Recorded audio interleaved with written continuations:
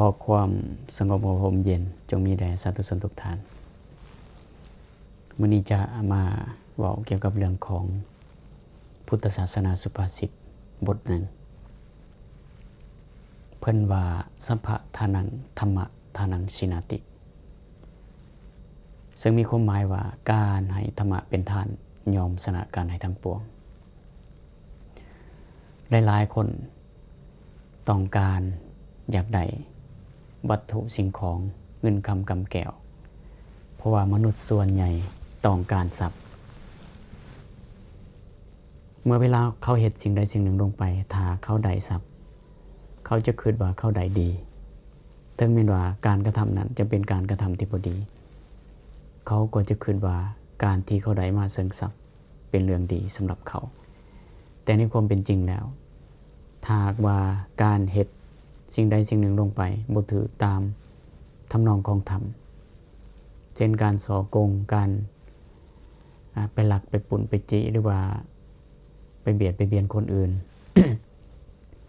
เพื่อได้มาในสิ่งที่บ่ชอบบ่ถูกต้องสิ่งเหล่านั้นเอิ้นว่าการเฮ็ดบ่ดีแต่ถ้าเว้าเรื่องการให้คนส่วนใหญ่ก็อยากได้โอกาสอยากได้เงินอยากได้คำอยากได้ตำแหน่งอยากได้ยศถาบรรดาศักดิ์แต่สิ่งทั้งหลายเหล่านั้นก็บ่เที่ยงสิ่งทั้งหลายเหล่านั้นก็บ่ได้เฮ็ดให้สติปัญญาของคนฉลาดขึ้นบางที่การมีสิ่งเหล่านั้นถ้าหากว่าบ่ประกอบด้วยปัญญาคนคนนั้นก็บ่สามารถที่จะรักษาทรัพย์สมบัติเข้าของนั้นไว้ได้และบ่เป็นไปเพื่อการรู้แจ้งเพราะว่าคนส่วนใหญ่ติดของอยู่ในวัตถุเงินคำกำแก้วหรือว่าสิ่งที่มีค่าแม้แต่องค์สมเด็จพระสัมมาสัมพุทธเจ้าของเฮาแต่เขาเพิ่นเป็นเจ้าชายสิทธัตถะเพิ่นก็ยังได้สละทรัพย์สมบัติเข้าของสละราชบัลลังก์แทนที่จะมีโอกาสได้เป็นกษัตริย์เพิ่นก็ยังสละไปแสดงว่าเพิ่นเห็นสิ่งที่อยู่ข้างหน้าคือโมกขธรรมเป็นสิ่งที่มีค่ากว่าวัตถุเงินคำกำแก้วต่างๆฉะนั้นเมื่อเพิ่นได้ค้นพบสัจธรรมแล้ว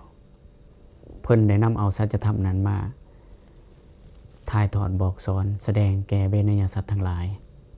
ให้รู้แจ้งเห็นจริงให้เป็นไปเพื่อความหลุดพ้นคนทั้งหลายผู้ที่มี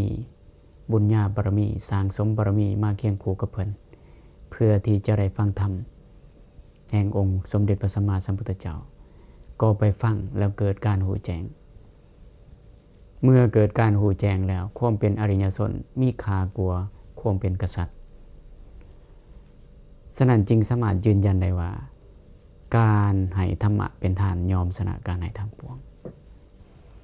ฉะนั้นเมื่อบุคคลใดได้ฟังธรรมหรือว่ามีครูบาอาจารย์องค์ใด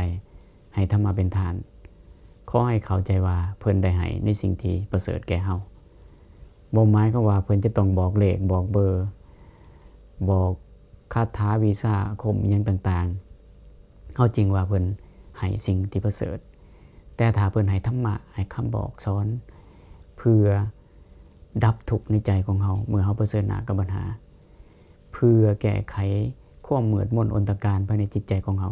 ให้พบแสงสว่างนั่นชื่อว่าเฮาได้รับสิ่งที่ประเสริฐสิ่งเหล่านี้เป็นสิ่งที่สูงสุดในทางพระพุทธศาสนาแม้แต่องค์สมเด็จพระสัมมาสัมพุทธเจ้าก็ยังเทิดทูนธรรมะหลายกว่าสิ่งอื่นใดพวกเฮาทั้งหลายจึงควรแสวงหาธรรมะหลายกว่าแสวงหาสิ่งที่อยู่นอกกายขอเจริญพร